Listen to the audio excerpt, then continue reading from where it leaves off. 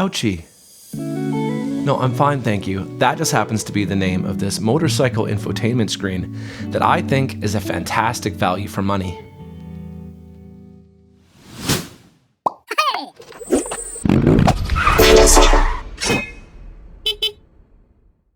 The Aoocci C6 Pro, or at least I think that's how you pronounce it, is the third video in this series of me reviewing motorcycle infotainment screens until I get bored. The first video was me reviewing a cheap one, the second one was a very premium one, and this one is somewhere in the middle. Now, unlike the previous screens where there was a lot of a la carte involved, you could buy the TPMS and cameras separately. On the CharGui there was a ton of different accessories you could buy separately. This basically comes with everything in the box, which is pretty cool. For disclosure, Aoocci did send me this unit to review, but they're not paying me, and I kind of ranted about this in the CharGui video, but the fact that you guys subscribe to me means so much, and I'm always going to be transparent with you guys. And I say no to a lot of products because I would never accept a product or an agreement where the manufacturer has any control of what I can say. So cheers to Aoocci for letting me review this and letting me say both the good things and the bad things. With that out of the way, let's get into it. The unboxing experience for this was pretty good, certainly better than the AliExpress one, not quite as good as the CharGui, but you do get what you pay for an unboxing experience. That being said, the quality of this screen is actually much nicer than the AliExpress one, and as we're going to get into, it's not a lot more. And as I said previously, it comes with the TPMS sensors, the cameras, it even comes with a remote control, which you can mount somewhere like on your handlebars. It comes with different mounting accessories and little inserts that fit your bar correctly. Very complete package in the box. Because this is not an a la carte system, you basically get what's in the box. So there's no BMW support, at least what I can see. There's no OBD2 accessory you can buy. There's no removable screen accessory you can buy. You basically get what you get.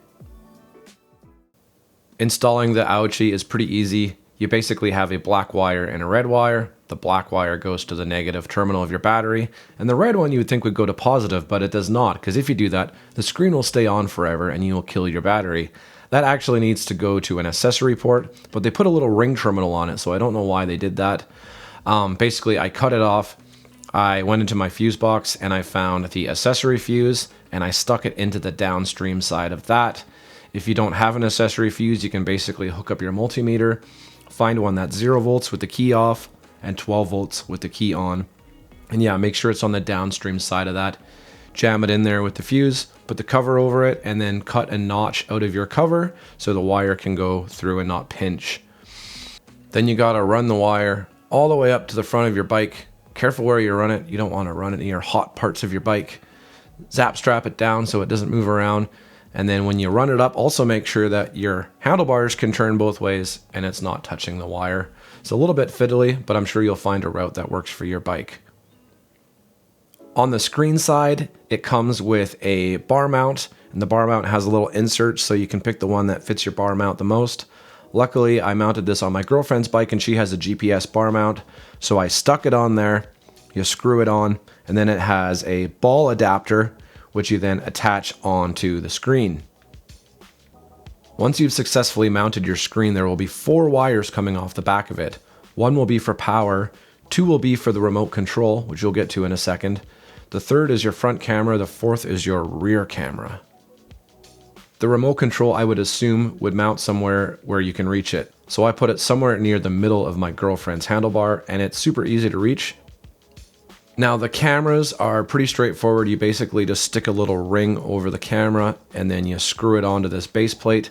And the base plate has a 3M tape system. It's not my favorite. I really don't like having to 3M tape things on a motorcycle. It just doesn't seem permanent to me. I really wish it would just come with a ring mount as well, because as you can see on my girlfriend's bike, there's a bar mount on the front, and that would have been a perfect opportunity to just screw it into the bar mount. Once everything's connected, if you did wire it correctly, you should be able to turn the key on and the screen should turn on. Now I guess we can get into the little controller. It basically has 3 buttons. The first one is to answer phone calls or end phone calls. The middle one cycles between the Aoocci home screen, which you're going to get into, and your CarPlay. So it just toggles between those two. And the third one gets into your cameras, and you can switch between all your different camera views. So there's a front camera, a rear camera, and there's a combination of both as well. I should also mention that this screen comes with a micro SD card slot, and Aoocci actually throws in a 64GB micro SD card, which is pretty cool. The screen also has a built-in GPS antenna and barometer, so you get cool telemetry data even if your phone isn't attached. If you scan this QR code here, it will take you to the App Store where you can download the app. From the app, you can then connect to the screen and access all the recordings, which is pretty cool. Now, because there's GPS telemetry data, you can access those recordings and it will actually show you where you were with a little GPS track. I think it shows you like your speed and stuff too. There's even a G sensor on this thing. So if you get into an accident, I guess it can show you all that stuff. Now the cameras themselves are 1080p and I think they're more than adequate for what they're trying to be. So I will show you what it looks like right here. This is just the raw recording that I downloaded from my phone. I think it looks pretty good. Now let's talk about the home screen. So when you first turn it on, you have a bunch of information there. Unfortunately, I don't really think it's that useful as a home screen if you're riding the motorcycle. But the second sort of box there is how you connect to CarPlay or Android Auto. So you basically click on that. It's going to show you the ID of the Bluetooth, and you're going to go into your Bluetooth on your phone, find that ID, click on it, click connect a few times, and voila, you will be connected to CarPlay or Android Auto. If you have a comm system on your helmet like I do, and I already have it connected to my phone, this will not interfere with that. Basically, once you connect to CarPlay with this, you can just control your music. Pretty handy. But yeah, just so you know, they do not interfere with each other at all. Getting the tire pressure monitor sensors running is also very easy. You go into settings, and then you find something called pressure. And then near the bottom of the screen, there will be like a binding or pair button. You click on that, and then you're going to see front flashing. What that means is you grab your TPMS sensor, doesn't matter which one, and you screw it into the front tire. If everything goes well, that will populate, and then the rear tire will flash. Then you screw in the other one. Super simple. I think it defaults to bars. I don't know what bars are, so there's a really easy option to change to PSI. There's also upper and lower limits for threshold warnings if you want to set those up. Try to set those up in a way that makes sense with your front and rear tire pressures. There's not a whole lot to the screen, so there are a bunch of settings. I'm really not going to get into those, but yeah, you can go through it. There's like brightness settings for the screen and stuff like that. There's Wi-Fi on and off, but yeah, nothing really to of note here. Let's talk about the screen itself. I think the screen for the money is absolutely awesome, and I think that's the main selling feature of this.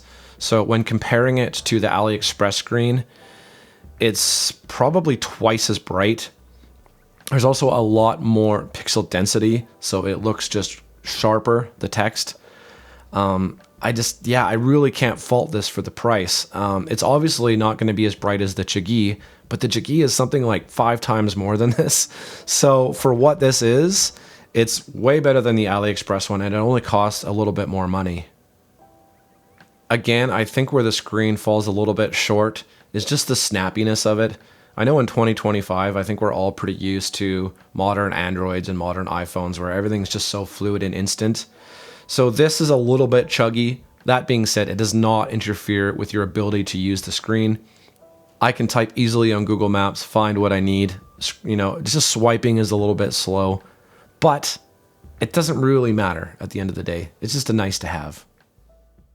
The water of choice for today's waterproof test is a Compliments brand Passion Fruit Sparkling Water. Now, I didn't really look where I was pouring on the first attempt, so I didn't really get it as wet as I wanted. Also, that top brim does a very good job of keeping water off. So the second attempt, I splashed it all over it and got it pretty darn wet. I also threw a clove of garlic on it for good measure. The screen held up awesome. So I think it's time to summarize this unit with some pros and cons. So for pros, the screen actually works awesome with gloves on. The touch responsiveness of it, it just makes it feel like I don't even have gloves on, where the AliExpress one was like pretty nasty with gloves on. I really like the little 3-button controller. It just makes it a little bit easier for answering calls and switching between views. Now, talking about that, one of the cons is the home screen is basically a camera with a little speedometer.